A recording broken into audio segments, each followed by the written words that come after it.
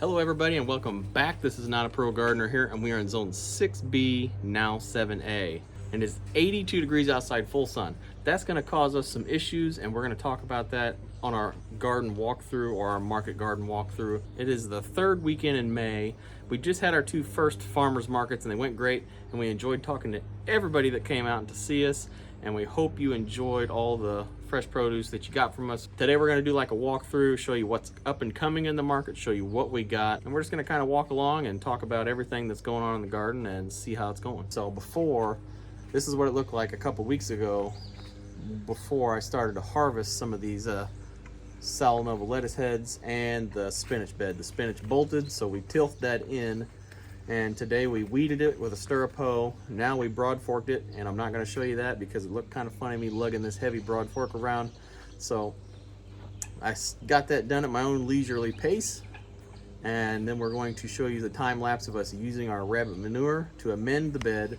Then we're going to use some 777 flowable powder. It's from Nature Safe. I'll pop up an image of that organic registered. And then we're going to tilt that in pretty good and get it nice and tilted in with the top inch or so of the soil. And then we're going to be direct seeding more carrots here.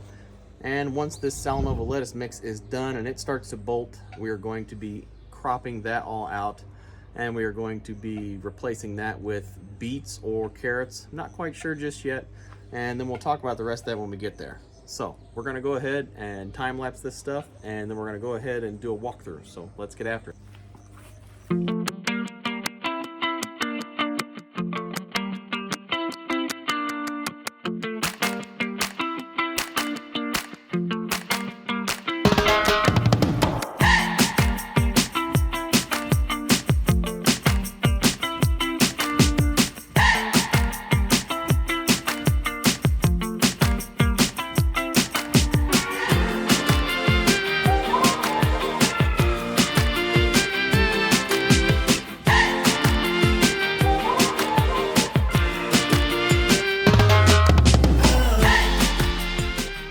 All right, everybody, we got that done. Now, we're just gonna start down here on this garden, talk about this a little bit. So over here, we have our Slick Pick summer squash.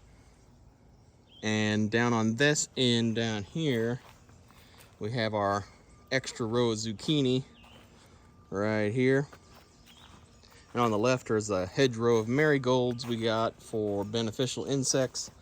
Now down here, we've got our tomatillos right here. They got a little flea beetle damage or potato beetle, one or the other. And they're kind of bouncing back from that. And we have two extra sage plants here. Now what we just did here that you may have seen is we just direct seeded our Kuroda carrots. And we left a bigger gap in the middle because we're going to be transplanting cauliflower in here for a fall crop. We're going to give that a shot, see if we can grow it during the heat, which is taking a gamble, but I am interested to try it because I got some ideas. So all we did is prepared that like we said earlier, and now after we seeded it, we are going to thin them later. And another thing is you need to heavily water these until they come up.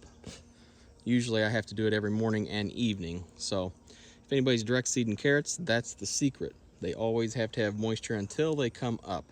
Now, as you can see here, this is our Sal Nova lettuce mix. If any of you might have seen, we have harvested at least 70% of this, but as you can see, some of it is starting to bolt. So we're going to give this a fresh cut this weekend and see if we can get it to start coming back, because I cut all of this here before it started bolting, and it seems to be coming back and not bolting again. So hopefully I can get that to work out there. That'd be awesome. And our bunching onions we got down here, we have harvested quite a few of those. Everybody seemed to like those. I'll pop up a picture of some of this stuff, and I really like those bunching onions myself. Now, it has been raining for a week and a half, so this is the first time I've been able to get in the garden to do some work, and we're pretty excited about it. But we're also falling really far behind on some weeding. So as you can see here, we have our Kuroda carrots with on each side. 4 rows, and then down the middle we had our bunching onions, but we harvested almost all of them. We got like maybe 5% left down in there, and that's it. So we're about out of those. And then over here we had our first carrots we direct seeded, which is the Mokum and the Napoli, I think it was. And those are both very early carrots. And they're looking very nicely. They're getting really close. They're about the size of my finger right now, just a little bit longer, and they'll be ready. Now, as expected, our multiplying onions, they are getting shaded out quite a bit. I wouldn't be surprised if I lost some of those, and that's not that big of a deal. I wasn't really counting on those for anything. Those were just like an extra scallion to add to the market. So we'll see if any of those make it out. They're kind of getting smushed right now. In here we had some of this Mizuna, which isn't too bad. It's got like a little root. It's got a little root on the bottom there, which I haven't tried yet. I'm gonna try here soon. Some of that stuff, as you can see down here, has been bolting, and I've been trying to crop it out so I can get in here with the wheel hoe and really get these weeds taken care of, because we had all this with that insect netting fabric, and it was working pretty good till we had that hailstorm and kind of punched some holes in it, and well, it was getting too hot to have it on anyway, because it starts to trap heat whenever you start to get to like over 75 degree days. It starts to like trap heat, so we ended up having to remove it.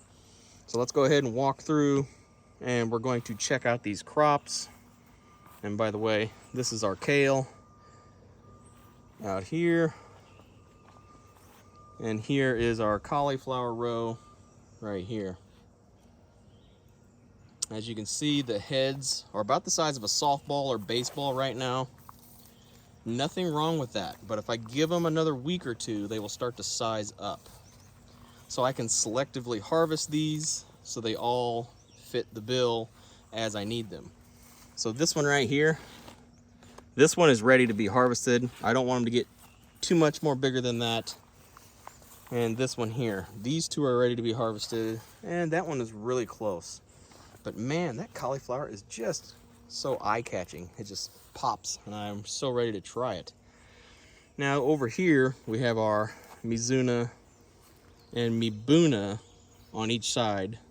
Kind of as a trap crop right now, because the bugs really seem to like that over the broccoli, it seems, which has been a kind of a lucky shot for me.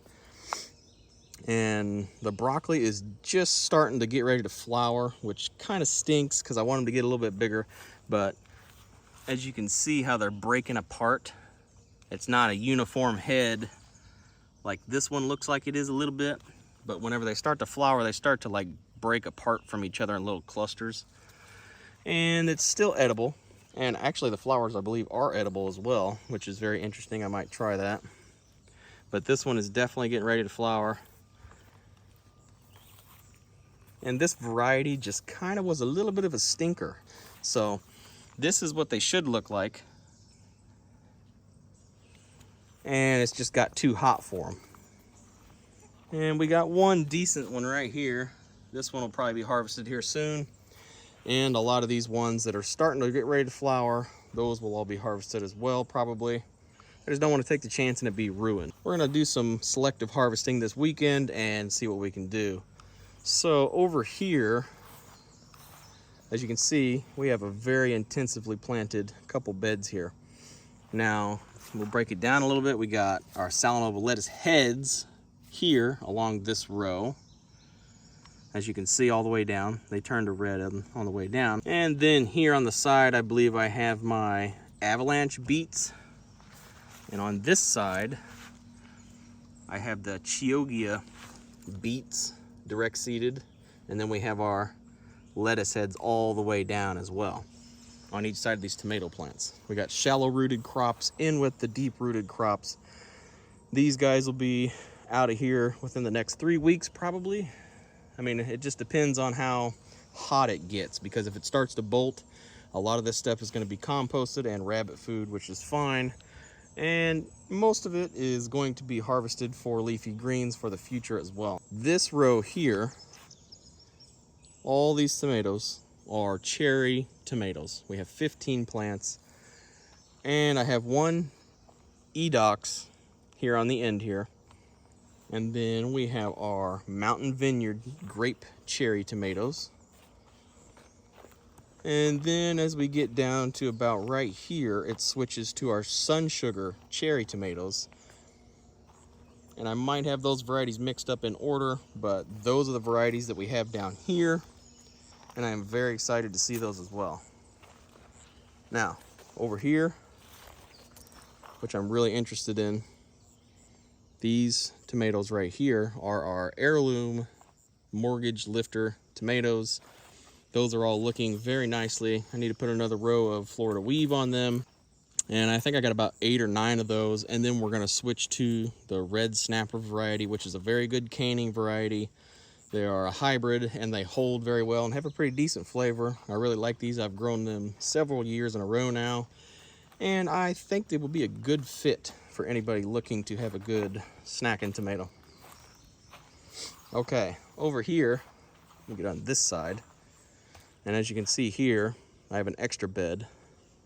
So on this extra bed here, I direct seeded the Boro beet, which is a red, dark red beet. And I put 2 rows in there, if you can see the wheel tracks from my seeder, right after I did those carrots over there. So I'm trying to get a nice little rotation of these crops in.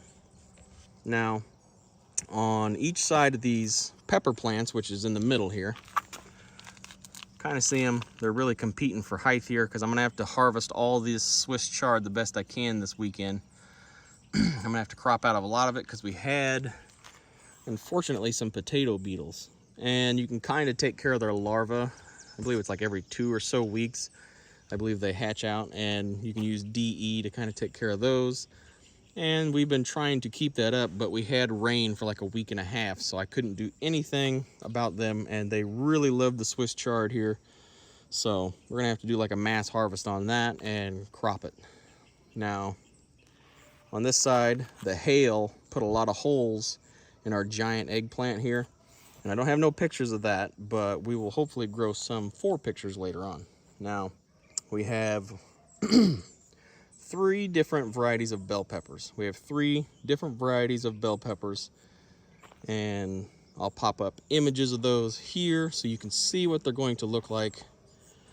And then down here on the end, I have some orange sweet bell peppers as well. In between here, I also have some basil as well. We have our thyme, which we should be able to harvest for the next market, and the oregano. The oregano looks like it's about ready to be harvested just a little bit. I have enough plants that I should be able to do a pretty good harvest. And usually when I harvest, I come in here and try to weed some stuff because it's been raining nonstop, it seems. Every other day or within every 12 hours, it seems to be raining. Just kind of a lovely thing. And over here we have our rosemary, doing along real nice. And we also have our sweet alyssum inside this bed as well for pollinators. And another thing I'm going to add on this as well, I don't know if it's going to work out or not, but we might have some celery over here, just a kind of extra bed that I'm doing here. And as you can see, the celery is nice and thick. It's a Utah tall celery, and it's looking pretty good. I could probably harvest some of that, actually. Some of them are looking really nicely. But this is our extra raised bed. We just put extra transplants in here. As you can see, we will have some celery at the market, which is very exciting. I love growing celery, but it's a little bit of a chore. All right, so now that we kind of talked about all this stuff down here, and how the heat is affecting our crops, we're going to go ahead and go up to the other garage plot, talk about that, and we'll see what we got up there. So let's get after it.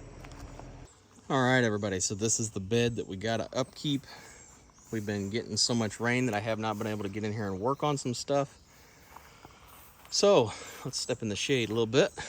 What we got here, we got some tomato plants that are heavily taken over by weeds, just like everywhere else out here. It's just been raining so much we ain't been able to get in there and weed. Now, these tomato plants right here our sauce tomato plants, the Shelby tomato. They make a good salsa, and they're supposed to be really, really good sauce tomatoes. I'm very interested in trying those because I've tried the Amish paste before, but these Shelby seem to be doing very nicely, so I'm pretty excited about that. Over here we got some more red snappers, which are extras.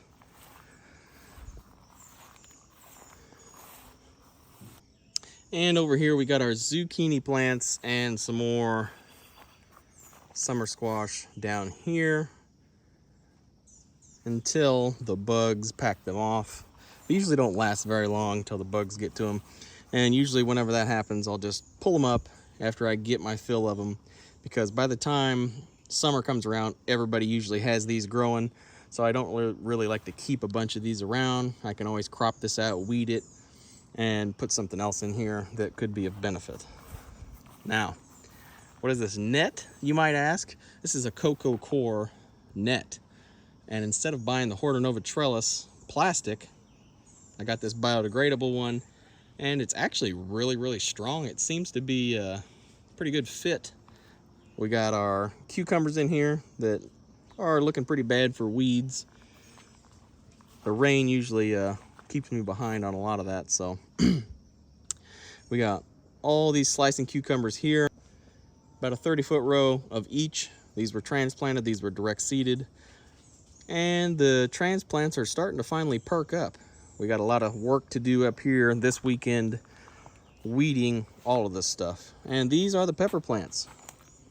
We got banana peppers, then we got jalapeno peppers, and then we got poblano peppers, and then we also have serrano peppers, which are very hot to me.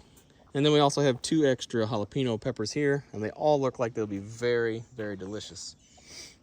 And as you can see, we got heavy clay soil, which is very hard to work.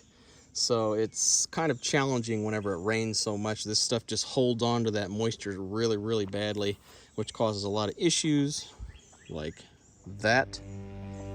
But it can be easily taken care of, depends on what your situation is. So over here, we have some collards. I believe these are the flash collards. Then we have lemongrass, rosemary, lemongrass, and some extra basil and 2 extra rosemary plants down there. And on to the tomato tunnel.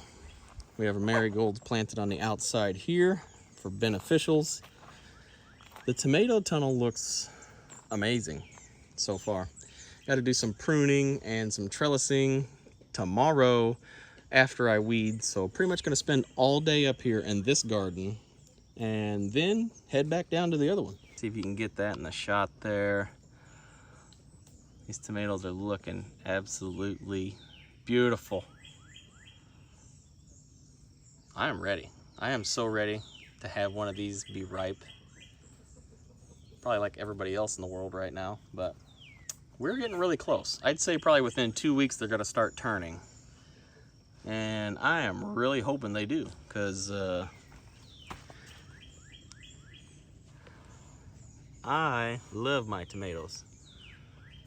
And they're not really as green, they're like a light yellow green, so they're going to be turning here soon.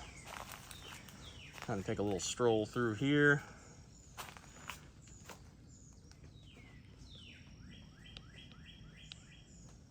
And I'm really liking this new trellising system. After you get those bottom leaves cropped off, they seem to be really doing great.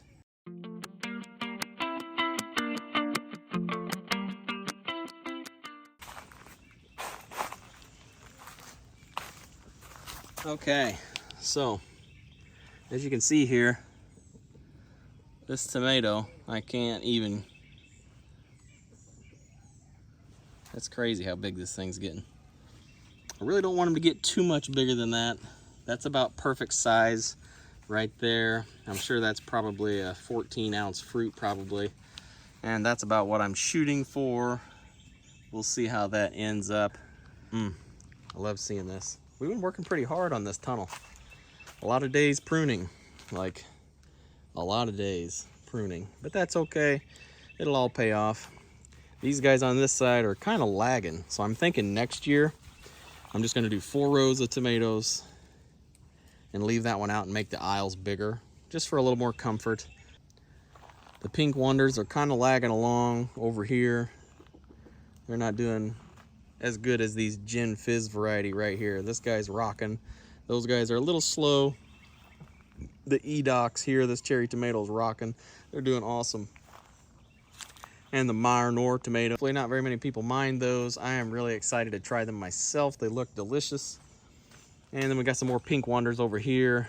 Those are just kind of bumping along, hanging out, you know. All right, so now that we talked about all these tomatoes, we're gonna go over and check out the butternut squash, see how they're doing, and let's get after it. All right, so as you can see, grass needs mowed. I'm gonna get to that tomorrow, but let's not worry about that. Let's worry about these herbs. I got all of this lemongrass here, which is a very great medicinal herb. And now we're going to be showing you all of our butternut squash. And I think I was right to put them back here. They are thriving. Just look at the color on these guys. The hail kind of punched a few holes in them. And I think I fertilized them one time with the AgroThrive General Purpose. It might have been the Fruit and Flower.